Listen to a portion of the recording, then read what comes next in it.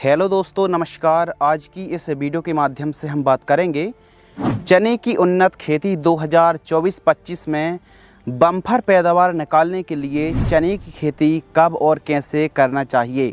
Best और सर्वाधिक पैदावार देने वाली उन्नतशील किस्में चने की इल्ली है, तंबाकू इल्ली है और सुंडी।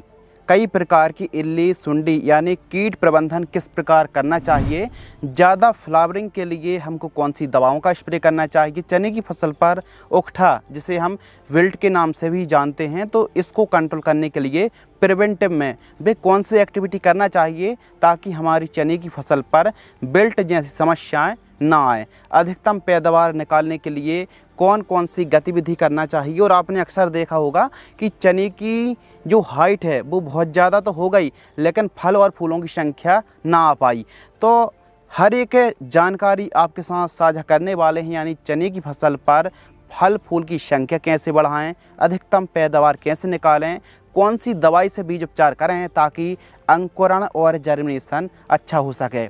चना एक ऐसी फसल है जहां सिंचाई के साधन बिल्कुल भी नहीं है, वहां पर भी आप चने की खेती कर सकते हैं। और चने की फसल के लिए यदि अच्छी मात्रा पर सिंचाई के साधन उपलब्ध हैं तो किस प्रकार आप अधिकतम पैदावार निकाल सकते हैं, हर एक जानकारी इस वीडियो के माध्यम से मिलने वाली है। तो नमस्कार, आप देख रहे हैं the advance agriculture YouTube channel. मैं हूं आपका होस्ट एंड दोस्त शिव कुमार। चलिए शुरू करते हैं। चने की उन्नत खेती A to Z संपूर्ण जानकारी। वीडियो थोड़ा लंबा ज़रूर होगा, लेकिन आपको काफ़ी इन्फॉर्मेशन इस वीडियो के माध्यम से मिलने वाली है। तो चलिए शुरू करते हैं। सबसे पहला जो पॉइंट है दोस्तों वो है बेस्ट वैरायटी, उन्नतशील किस्में। हम आपके लिए 4-5 ऐसी किस्में लेकर के आए हैं 2025 में बम्पर पैदावार यह किस्में आपको दिला सकती हैं। नंबर 1 दफ्तरी 21 चने की वैरायटी को हमने रखा है, जो कि सर्वोत्तम किस्म है, सबसे बेस्ट वैरायटी है। दूसरे पायदान पर फूले विक्रम वैरायटी को रखा है, ये भी लाजवाब वैरायटी है। तीसरे पायदान पर JG 130 वैरायटी। चौथे स्थान पर पूसा मानव वैरायटी को रखा है और पाँचवें स्थान पर हमने RVG 202 चने की वैरायटी को रखा है। अब यह जो RVG 202 वैरायटी है 105 से 110 दिन में तैयार हो जाती है और अधिकतम 14 क्विंटल तक पैदावार आप इन किस्मों से निकाल सकते हैं। यानी इन वैरायटियों को आप लगाते हैं और अच्छे तरीके से खेती करते हैं तो अधिकतम पैदावार आप निकाल सकते हैं। अब अधिकतम जब पैदावार की बात चल ही रही है तो आपको नॉर्मल जो खादें परंपरागत तरीके से खेती करते आ रहे हैं, थोड़ा सा हट कर के ध्यान लगा कर के डट कर के वीडियो देखनी होगी और व्यवस्थित तरीके से यदि आप चने की खेती करते हैं तो प्रॉफिट और उत्पादन दोनों ही आपको काफ़ी शानदार मिलने वाला है। समय की बात करते हैं तो चने की खेती करने के लिए जो समय है वो है 15 अक्टूबर से लेकर के 10 नवंबर तक आपको बुआई कर देनी चाहिए। लेकिन अक्टूबर का अंतिम सप्ताह चने की बुआई के लिए सबसे बेस्ट समय माना जाता है। जहां पर सिंचाई के साधन थोड़ा अच्छे हैं वहां के किसान 10 से 15 नवंबर तक चने की बुआई कर सकते हैं।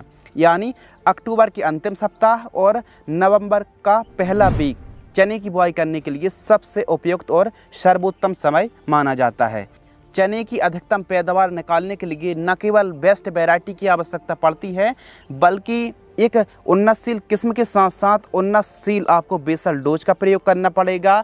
जलवायु, भौगोलिक परिस्थिति और खासकर जो मौसम है, काफ़ी फैक्टर पर प्रोडक्शन डिपेंड करता है। हो सकता है वही वैरायटी आपके इलाकों पर कम उत्पादन दे और हमारे इलाकों पर ज़्यादा उत्पादन दे। इसका मेन कारण मौसम, भूमि, सिंचाई और खाद और उर्वरक जैसी दवाइयाँ मेन फैक्टर होती हैं। बाकी सर्वोत्तम विधि आपको हम समझाने वाले हैं।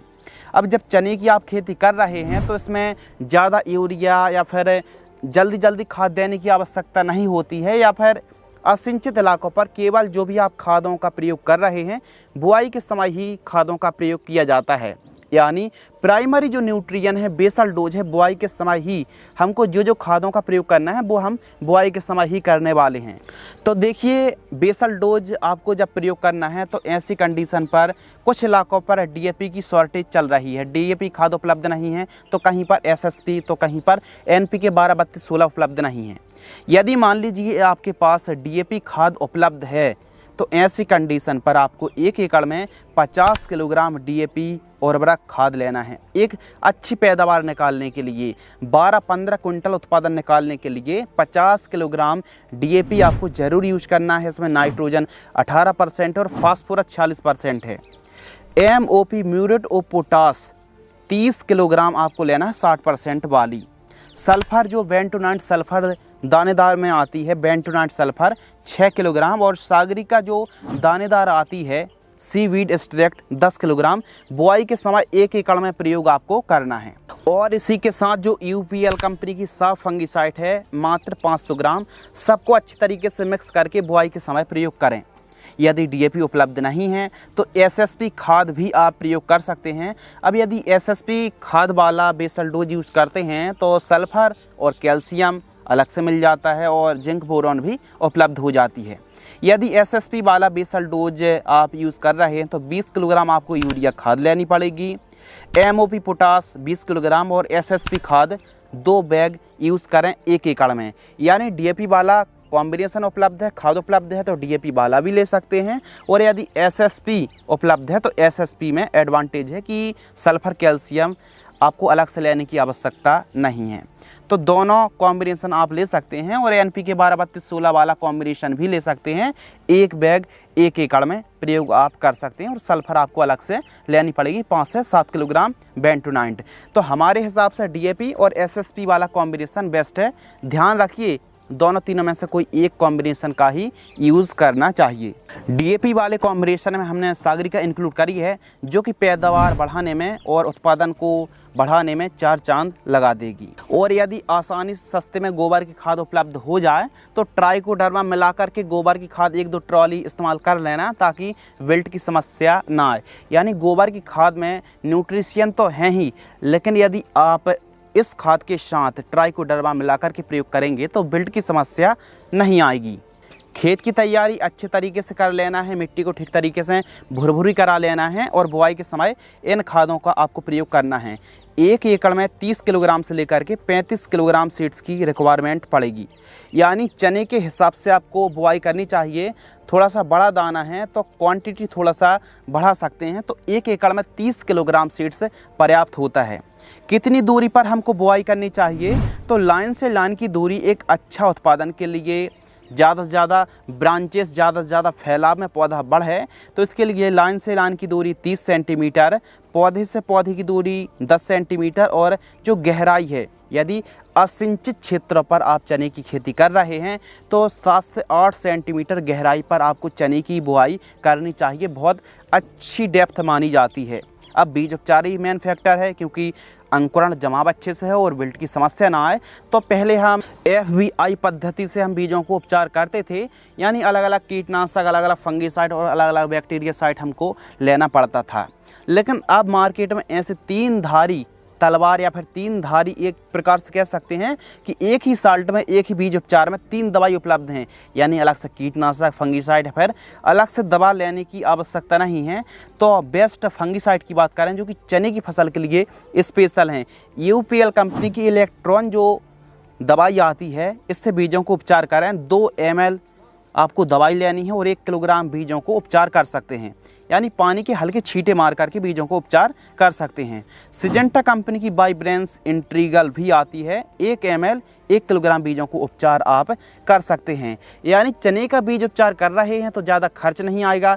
30 किलोग्राम बीजों को खर्च करने के लिए मामूली सा खर्च आएगा, लेकिन जो रिजल्ट हैं वो बहुत ही अच्छे देखने के लिए मिलेंगे। तो कोई भी एक फंगिसाइड से, कोई भी एक दवाई से बीजों को उपचार आपको अवश्य करना चाहिए। विल्ट की समस्या में काफ़ी हद तक कंट्रोल मिलता है। और वे किसान भाई तो बीजों को उपचार जरूर करें जहां पर विल्ट की समस्या बहुत ज़्यादा आती है। चने की फसल पर सिंचाई यानी एरीगेशन। चना एक ऐसी फसल है जो कि अनएरीगेटेड, यानी सिंचाई की आवश्यकता नहीं पड़ती है। लेकिन जिन इलाकों पर सिंचाई के साधन बिल्कुल भी नहीं है, वो भी चने की खेती थोड़ा गहराई में करें। 7 से 8 सेंटीमीटर गहराई पर आप बुआई करें। जिन किसानों के पास केवल एक सिंचाई के साधन हैं, वो किसान भाई थोड़ा सा 7 से 8 सेंटीमीटर गहराई में बुआई करके पहली सिंचाई, फ्लावरिंग स्टेज से पहले सिंचाई आप कर सकते हैं, ताकि फूल और फलियों में दाने अच्छे से भर सकें। जिन किसानों के खेतों में 2 सिंचाई तक उपलब्ध हो जाती हैं, कुएं में पानी घट जाता है लेकिन 2 सिंचाई हो सकती हैं, तो पहली सिंचाई बुआई के समय या फिर पलेवा करके और दूसरी सिंचाई फ्लावरिंग स्टेज पर करनी चाहिए। और जिन किसानों के पास सिंचाई के साधन काफ़ी अच्छे हैं तो वे किसान भाई सबसे जो पहला काम है कि पलेवा करके या फिर बुआई करके पहली सिंचाई, और दूसरी सिंचाई आपको फ्लावरिंग स्टेज से पहले, ध्यान रखिए फ्लावरिंग स्टेज पर नहीं, फ्लावरिंग स्टेज से पहले, और तीसरी जो सिंचाई है वो फली स्टेज से पहले या फिर फली स्टेज के जस्ट पहले आप सिंचाई कर सकते हैं। ध्यान आपको ये रखना है कि चने की फसल पर फ्लावरिंग स्टेज पर भूल कर भी सिंचाई नहीं करनी चाहिए। फूल की अवस्था में जब हमारी चने की फसल फूल में है और उस समय सिंचाई करेंगे तो फ्लावर ड्रॉपिंग की और बहुत ज़्यादा हाइट हो जाएगी, पैदावार घट जाएगी। तो इसलिए सिंचाई पर विशेष ध्यान रखना चाहिए। सिंचाई आवश्यकता अनुसार करनी चाहिए और चने की फसल पर हल्की हल्की सिंचाई ही आपको करनी चाहिए, यानी सिंचाई पर विशेष ध्यान आपको रखना चाहिए। यदि सिंचाई के साधन अच्छे हैं तो पानी की व्यवस्था अच्छी है तो जमाव के समय सिंचाई आपको जरूर करना चाहिए। सीधा सिद्धांत है कि सिंचित इलाकों पर लंबी अवधि की किस्म आपको लगानी चाहिए और असिंचित क्षेत्रों पर कम अवधि जो जल्दी तैयार हो जाए ऐसी वैरायटी का चुनाव करना चाहिए। चने की फसल पर जो विल्ट की समस्या है ना, सूखने की समस्या, सबसे पहले तो फसल चक्र आपको अपनाना चाहिए। दूसरी बात, गोबर की खाद, हमने स्टार्ट में कहा था ना, गोबर की खाद के साथ ट्राइकोडर्मा मिक्स करके आप प्रयोग कर सकते हैं। ब्रॉडकास्ट, यानी जब आप चने की बुआई करते हैं तो गोबर की खाद के साथ ट्राइकोडर्मा मिलाकर प्रयोग करने से विल्ट की समस्या में बहुत अच्छा कंट्रोल मिलता है। और हमने लास्ट ईयर रोको फंगिसाइड और एलेट प्रिवेंटिव में और कुछ इलाकों पर जहां विल्ट आ गया था वहां पर भी हमने रोको और एलेट, रोको को हमने सॉइल एप्लीकेशन से यूरिया के साथ मिलाकर कुछ मात्रा में और एलेट को स्प्रे के माध्यम से प्रयोग किया था और हमको रिजल्ट भी बहुत अच्छा देखने के लिए मिला था। तो चने की फसल पर ट्राइकोडर्मा, रोको और एलेट हमारे हिसाब से काफ़ी अच्छा काम करती है। लेकिन बहुत ज़्यादा प्रकोप बढ़ गया तो फिर कंट्रोल करना मुश्किल वाला काम हो सकता है। तो प्रिवेंटिव में जहाँ हल्का फुल्का विल्ट दिखे, रोको फंगिसाइड आपको सॉइल एप्लीकेशन से और बायर की एलेट आपको स्प्रे के माध्यम से चला देना है, क्योंकि यह एक ऐसी फंगिसाइड है जो जड़ों तक पहुंचने में माहिर हैं या फिर पहुंचने की क्षमता इन फंगिसाइड में रहती है। खरपतवार की रोकथाम, वैसे मार्केट में अब चने की फसल के लिए बेस्ट खरपतवार आ चुके हैं, लेकिन कहीं ना कहीं पैदावार घट रही है और चने की फसल को झटका आता है। इसीलिए सबसे बेस्ट जो तरीका है, चने की फसल से जो खरपतवार ऊपर आ चुके हैं वे किसान भाई लेबर मजदूरों की मदद से खरपतवार को बाहर करा सकते हैं। स्प्रे शेड्यूल, चने की फसल पर स्प्रे शेड्यूल हम समझ लेते हैं, क्योंकि चने की फसल पर चने की इल्ली, तंबाकू इल्ली, सफ़ेद मच्छर, एफिड्स, माहू का प्रकोप हमको देखने के लिए मिलता है। कुछ रस चूसक और फलियों को चबाने वाले कीट और पत्तियों को नुकसान पहुंचाने वाली इल्लियों का, सुंडी का प्रकोप हमको देखने के लिए मिलता है। फुटेज के माध्यम से आप समझ सकते हैं। और फंगस पर पाउडरी मिल्ड्यू आ जाता है। बीमारी तो अलग अलग है, लेकिन इनको कंट्रोल करने के लिए आसान विधि समझते हैं रोकथाम की। फर्स्ट स्प्रे 25 से 35 दिन के आसपास की जब हमारी चने की फसल होती है तो कहीं कहीं पर हल्की हल्की छोटी हरी इल्लियों का प्रकोप हमको देखने के लिए मिलता है। तो फसल को प्रोटेक्ट करने के लिए बायर कंपनी की सोलमन या फिर इमीडाक्लोप्रिड और बीटा साइफ्लुथ्रीन का कॉम्बिनेशन आता है। मात्र 100 ml, एंट्राकॉल 300 ग्राम और 19-19-19 500 ग्राम 200 लीटर पानी में घोल करके स्प्रे करना चाहिए। सेकेंड स्प्रे 50 से 60 दिन की फसल जब हमारी हो तो क्लोरेंट्रानीलिप्रोल 18.5% जो एससी फॉर्म में आती है 60 ml, टेबुकोनाजोल और सल्फर, क्योंकि चना एक दलहनी फसल है और दलहनी फसलों पर प्रोटीन की मात्रा को बढ़ाने में सल्फर बहुत अच्छा काम करती है। तो चने की फसल में बुआई के समय सल्फर का प्रयोग आपको अवश्य करना चाहिए। अब हम फंगिसाइड ले रहे हैं सल्फर वाली, तो स्वाधीन भी आती है, हारू भी आती है। 300 ग्राम आपको 1 एकड़ में प्रयोग करनी है। 05234 1 किलोग्राम और एक टॉनिक जो फ्लावर बूस्टिंग में काफ़ी मदद करेगी, एम्बिशन 200 ml 200 लीटर पानी में घोल करके स्प्रे करना चाहिए। केवल 2 स्प्रे की आवश्यकता है, लेकिन यदि आपको लग रहा है कि हमारी चने की फसल 60 दिन के आसपास की है, बहुत ज़्यादा हाइट बढ़वार हो रही है, तो 60-70 दिन में या फिर 65 दिन में प्लानोफिक्स 40 ml, 0050 1 किलोग्राम, बोरॉन 150 ग्राम 200 लीटर पानी घोल करके स्प्रे कर दें पूरे 1 एकड़ में, और जानकारी प्रति एकड़ की दर से साझा कर रहे हैं। सिंचित इलाकों पर वैसे तो खाद देने की आवश्यकता नहीं है, केवल बुआई के समय जो आपने खाद प्रयोग कर ली वही न्यूट्रिशन धीरे धीरे उपलब्ध कराती रहेगी। लेकिन जिन किसानों के खेत में सिंचाई के साधन अच्छे हैं तो सिंचित इलाकों पर आप एक खाद दे सकते हैं, ferrous sulphate 10 kilo, ammonium sulphate 10 kilogram. कब? 30 दिनों के आसपास सॉइल एप्लीकेशन से प्रयोग करना है, पीलापन दूर हो जाएगा। लेकिन बहुत अच्छी चाल बढ़वार सब कुछ सही है तो खाद देने की आवश्यकता नहीं है। वैसे भी चने की फसल पर जड़ों के पास राइजोबियम की गांठें बन जाती हैं जो कि नाइट्रोजन को ऑटोमेटिक मिट्टी से अपटेक कर लेते हैं, तो ज़्यादा खाद देने की आवश्यकता नहीं। तामझाम तभी करना है जब एकदम काम सही ना हो रहा हो, बढ़वार पीलापन जैसी शिकायत देखने के लिए मिल रही हैं, तभी टॉनिक का स्प्रे आपको करना चाहिए, खाद प्रयोग करनी चाहिए। बाकी 2 स्प्रे पर चने की फसल आ जाएगी। यदि लग रहा है कि चने की फसल पर इल्ली का प्रकोप थोड़ा ज़्यादा है तो फिर अदामा इंडिया कंपनी की फ्लेथोरा का भी स्प्रे आप कर सकते हैं 300 ml प्रति एकड़ की दर से। लाइफ साइकिल की बात करें तो चने की फसल की जो लाइफ साइकिल है वो वैरायटी पर डिपेंड करती हैं। कुछ वैरायटी 90 से 95 दिन में तैयार हो जाती हैं, तो वहीं कुछ वैरायटी 130 से 135 दिन का समय भी लग जाता है। तो आप कौन सी वैरायटी लगा रहे हैं, कितने दिन में तैयार हो रही है, ऐसी वैरायटी का चुनाव करें जो आपके एरिया के हिसाब से, सिंचाई के हिसाब से सूटेबल हो। उन किस्मों को आपको चुनाव करना चाहिए। लागत की बात करते हैं तो 20,000 रुपये के आसपास, कम से कम 20,000 रुपये की लागत तो 1 एकड़ में लग जाएगी। उत्पादन की बात करते हैं तो जो उत्पादन है, प्रोडक्शन है, यदि आप इस प्रकार व्यवस्थित तरीके से चने की खेती करते हैं तो 10 कुंटल से लेकर के 15 कुंटल तक पैदावार आप निकाल सकते हैं। वैरायटी पर भी डिपेंड करता है। बाकी चने का उत्पादन 1 हेक्टेयर में 15 कुंटल से लेकर के 40 कुंटल तक पैदावार 1 हेक्टेयर से निकाली जा सकती है। यदि आप व्यवस्थित तरीके से खेती करते हैं, अच्छा डिस्टेंस रखते हैं और बढ़िया साफ सफाई रखते हैं, प्रॉपर न्यूट्रिशन मैनेजमेंट चलाते हैं तो आपको प्रॉफिट भी काफ़ी अच्छा होगा, उत्पादन अच्छा निकलने वाला है।